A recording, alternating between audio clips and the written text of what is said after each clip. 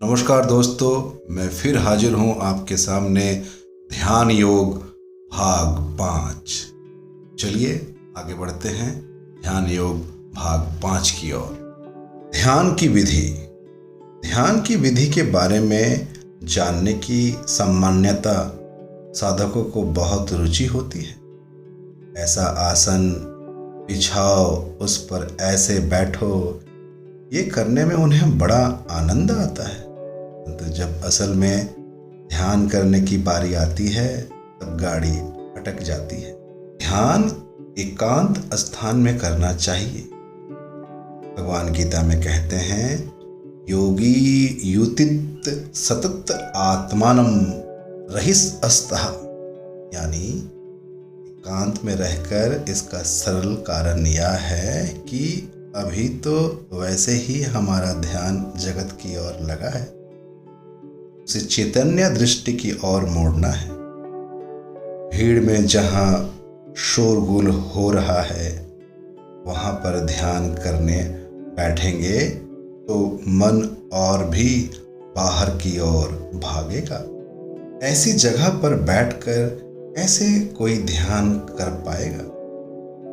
हमें जब कोई महत्वपूर्ण काम करना होता है तो घर के ही शोरगुल में हम उसे नहीं कर पाते हैं। नहीं, प्रिय बच्चा शोर करता है तो उसे भी डांट कर हम भगा देते हैं। प्रारंभ में एकांत स्थान का महत्व है। हमेशा ही एकांत में बैठना चाहिए। ऐसी बात नहीं है जैसे कोई साइकिल सीखना चाहता है तो प्रारंभ में खुले मैदान में जहाँ पर और कोई लोग नहीं है वहाँ पर जाकर सीखता है, परंतु इसका अर्थ यह नहीं है कि वह हमेशा ही ग्राउंड का चक्कर लगाता रहे। बाद में सड़क पर वह साइकिल चलाता है। सड़क पर चलाने के लिए ही साइकिल सीखी जाती है। इसी तरह प्रारंभ में ध्यान अभ्यास एकांत में बैठकर किया जाता है, परंतु बाद में भीड़ हो चाहे एकांत हो, इससे कोई फर्क नहीं पड़ता। ध्यान एकांत स्थान में शांत समय में करना चाहिए ताकि बाहर से भी शक कम से कम हो। ऐसे स्थान एवं ऐसा समय प्रत्येक व्यक्ति को स्वयं ही ढूंढना पड़ेगा कि ध्यान का स्थान स्वच्छ शुद्ध पवित्र होना चाहिए। चींटी या मच्छर काटेंगे तो ध्यान उन्हीं में लगा रहेगा। गीता में भगवान कहते हैं, सुचो देशो प्रतिष्ठाया स्थिर मानस मनातमम। स्थान ऐसा हो जिसे देखते ही शुद्धता का पवित्रता का भाव जाग उठे। ऐसे स्थान पर पहले उस घास, उस पर मग्र छाला और उस पर वस्त्र बिछाना चाहिए। चेला कुंजी कुस्त्रम, परंतु घास एवं मग्र छाला के चक्कर में नहीं पड़ना चाहिए, अन्यथा उनके प्राप्त ना होने पर ध्यान अभ्यास शुरू ही नहीं होगा। एक कंबल बिछाइए, उस पर चादर डालिए, बस आपका आसन तैयार हो गया। उस आसन पर बैठिए। समकाया शिरोगरम धर यंत्रचलम स्थिर। अब आता है कि हम कैसे बैठें। धड़ गर्दन की ओर, सिर एक सरल रेखा में रखकर सीधे बैठे। हाथ दाहिने घुटने पर, बायां हाथ बाएं घुटने पर रखकर स्थिर बैठे। सीधे एवं स्थिर बैठने का अभ्यास धीरे धीरे बढ़ना चाहिए। इधर उधर देखते हुए नहीं बैठना है। आंखें धीरे धीरे बंद करके दृष्टि को मानो नासिक ग्राफ पर स्थिर कीजिए। नासिक ग्रह को नहीं देखना है, अन्यथा ध्यान नाक का ही होगा। ऐसे स्थिर आसन में कम से कम 45 मिनट बैठ जाए तो आसन सिद्ध हुआ। ऐसा कहा जाता है 5 मिनट से शुरू करके धीरे धीरे आसन का अभ्यास बढ़ाइए। यह अभ्यास होने पर ध्यान शरीर से हटने लगेगा। आसन सिद्धि होने पर ध्यान शरीर से पूरी तरह से हट जाता है। इसके बाद आती है इंद्रियां। इंद्रियां 5 हैं: आँख, नाक, कान, जीभ एवं स्पर्श। इनमें से 3 का समय तो आसन है। आंखें बंद कर लेते हैं तो कुछ दिखाई नहीं देता, मुख में कुछ नहीं है तो स्वाद का अनुभव नहीं है, अकेला बैठे हैं किसी का स्पर्श नहीं है। इन इंद्रियां तो संयमित रहती है, परंतु कान और नाक ये 2 इंद्रियां हमारे मन को बहुत चंचल करती है। इसलिए लक्ष्मण जी ने शूर्पणखा के नाक कान काटे थे। हम अपने नाक कान काट तो नहीं सकते, पर उन्हें संयत जरूर कर सकते हैं। उसका उपाय भगवान ने गीता में बताया है। कान से जो गंध सूंघते हैं वे बाहर के विषय है, उन्हें बाहर ही रहने दीजिए। उन पर चिंतन करके उन्हें अंदर ना लाएं। ध्यान अभ्यास करते समय कोई आवाज सुनाई दे या गंध आवे तो उस पर चिंतन मत कीजिए। कहा जाता है कि अपनी साधना के बारे में दूसरों को जानकारी नहीं देनी चाहिए, मौन रहकर साधना करनी चाहिए। दूसरों को बताने से विघ्न अधिक आते हैं। आप अपने मित्रों से कहेंगे कि मैं रोज सुबह 5 बजे ध्यान करता हूँ, तो आपके मित्र 5 बजे आपको टेलीफोन करेंगे ये चेक करने के लिए कि आप सोए हैं या ध्यान कर रहे हैं। ध्यान की विधि में एक अद्भुत बात यह है कि इसमें हमें ये करो वो करो बताते हुए हमें कुछ नहीं करने की स्थिति में ले जाया जाता है। हमारे ऋषि मुनि बड़े ही विद्वान थे, वह हमारी कठिनाइयों को जानते थे। कुछ नहीं करना ये बात हमारी समझ में नहीं आएगी, इसलिए उन्होंने विधि बताई है ये करो, परंतु वह करना नहीं करने के बराबर होता है। जैसे आसन बिछाकर बैठने को कहा तो चलना फिरना बंद हो गया, आंखें बंद कर दृष्टि को स्थिर करने को कहा तो देखना एवं दृष्टि की चंचलता बंद हो गई। नहीं करने की अवस्था में ले जाने का यही मनोविज्ञान उपाय है। अब आती है मन की बात।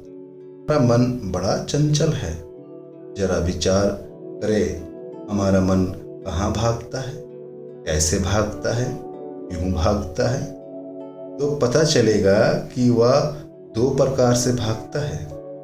हमारी इंद्रियां जब विषयों का ग्रहण करती है तब हमारा मन ब्रह्म विषयों की ओर भागता है। ध्यान अभ्यास के समय हमारी इंद्रियों को नियंत्रित किया गया है, इसलिए द्वारा मन विषयों की ओर नहीं भागेगा, परंतु मन में जो संकल्प है, स्मृतियां हैं, उनके द्वारा तो वह विषयों की ओर अवश्य भागता है। जैसे मैं अपने कमरे में बैठा हूँ तो बाहर से किसी ने बुलाया तो बाहर जाता हूँ, या फिर मेरे ही मन में विचार उठता है बैठे बैठे बोर हो रहा हूँ तो जरा बाहर का चक्कर लगा आऊँ, और मैं स्वयं बाहर जाता हूँ। हमारे मन में अनेक प्रकार के संकल्प उठते हैं। हम अपने पूर्व भोगों को याद करते हैं, पूर्व सुख दुख की बातें याद करते हैं। पिछले शनिवार पिक्चर देखने गया था, बड़ा मज़ा आया, फिर पिक्चर देखने जाऊंगा इत्यादि। गीता में भगवान कहते हैं मन के द्वारा तो इंद्रियों का समय किया, परंतु मन अपने ही संकल्पों के कारण ही भविष्य में भोग करेगा। इस विचार से विषयों की ओर भागता है। इसलिए मैं वहाँ जाऊँगा, मैं वो भोग करूँगा, मैं ये करूँगा, वह करूँगा, ऐसे संकल्प मत कीजिए। दूसरे प्रकार का संकल्प करते हैं, यथा मैं तप कर रहा हूँ तो मुझे सिद्धियाँ प्राप्ति होगी, तो लोग मेरे पैर पड़ेंगे, मेरे गले में माला डालेंगे, मुझे महाराज कहेंगे, मेरा सम्मान करेंगे। ऐसे संकल्पों में खोने वाला साधक क्या तप कर पाएगा? इसलिए सारे संकल्पों को छोड़कर मुझे इस दुनिया से कुछ लेना देना नहीं है, ऐसा सोचकर मन शांत कर कर ध्यान अभ्यास करना चाहिए। वृत्तियाँ अपने आप उठती है तो उनके और ना बढ़ाए। इसी तरह बुद्धि के द्वार मन का संयम करके अब बुद्धि को आत्मा में एकाग्रित कीजिए। मन में उठने वाले वृत्तियाँ का दृष्टा हूँ मैं, ऐसा सोचते हुए बुद्धि को साक्षी आत्मा में एकाग्र करना। एक साधक ने पूछा, अगर मेरा मन साक्षी में लग जाए तब मैं क्या करूँ? मन अगर साक्षी में लग जाए तब ये प्रश्न पूछने वाला ही नहीं रहेगा, परंतु प्रश्न पूछा जाता है, इसलिए भगवान गीता में उत्तर देते हैं, मन आत्मा में लग जाए तो दूसरे किसी विषय का चिंतन मत कीजिए। वास्तव में मन जब सहमति हो जाता है तब चिंतन करने वाला ही बाकी नहीं रहता है।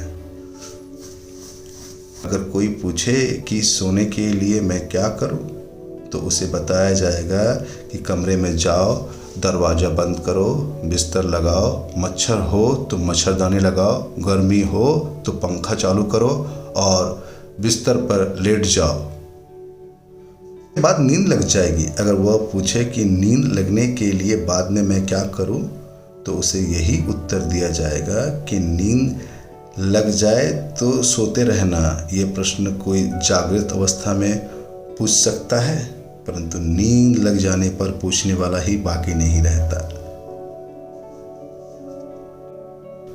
ध्यान करने वाले साधक का भाव कैसा होना चाहिए, ये जानना अत्यंत आवश्यक है। गीता में भगवान कहते हैं, शांत भाव से भयमुक्त मन से ध्यान करने के लिए बैठना चाहिए। मैं समाधि में चला गया और वापस ही नहीं आया तो मेरा क्या होगा? मेरा घर बार, मेरा बैंक बैलेंस, इसका क्या होगा? ऐसा भय मन में रखते हुए अगर साधक ध्यान अभ्यास के लिए बैठता है तो उसका ध्यान आत्मा में कदीप नहीं लगेगा। इसलिए भय का त्याग कर ब्रह्मचारी भाव में रहते हुए ध्यान करे। ब्रह्म यानी सत्य, मैं सत्य का जिज्ञासा हूँ, सत्य का शोधक हूँ, ऐसा भाव रखे। सत्य में, ब्रह्म में विचारण करना चाहता है उसे ब्रह्मचारी कहते हैं। लौकिक व्यवहार में ब्रह्मचारी उसे कहते हैं जिसका विवाह नहीं हुआ है। सामान्यतः ब्रह्मचारी शब्द का यही अर्थ है, परंतु साधना की दृष्टि से उसका अर्थ सत्य का जिज्ञासु ही है। मैं पिता हूँ, मैं पति हूँ, मैं ऑफिसर हूँ, मैं इंजीनियर हूँ, मैं ये हूँ, मैं वो हूँ, ऐसे अपने लौकिक सांसारिक व्यक्तिगत का स्मरण रखते हुए अगर कोई ध्यान करने बैठेगा तो उन्हीं से संबंधित बातें याद आएगी, उन्हीं का चिंतन, उन्हीं का ध्यान होगा। इसलिए मैं ब्रह्म स्वरूप हूँ, इस भाव से बैठना चाहिए। मैं अमेरिका में रहता था, तब कभी कभी स्वयं खाना बनाता था। तब जहाँ भी बैठूं ध्यान में, चाहे मेरे मन में आज क्या खाना बनाना है, यही विचार रहता है। बैठता ध्यान में हूँ परंतु मन में पकती खिचड़ी। तब सोचा खाना नहीं खाऊंगा, लोग जो लाएंगे वही खाऊंगा। तब से खाने के संबंध में विचार बंद हुआ। जब भी आप ध्यान में बैठे, आप स्वयं बैठे। आपका मन, आपका बुद्धि, आपका विचार वहाँ स्वयं होना चाहिए। तो यहाँ पर भाग 5 खत्म हो रहा है। मैं जल्द लौटूंगा आपके सामने ध्यान योग भाग 6 को लेकर।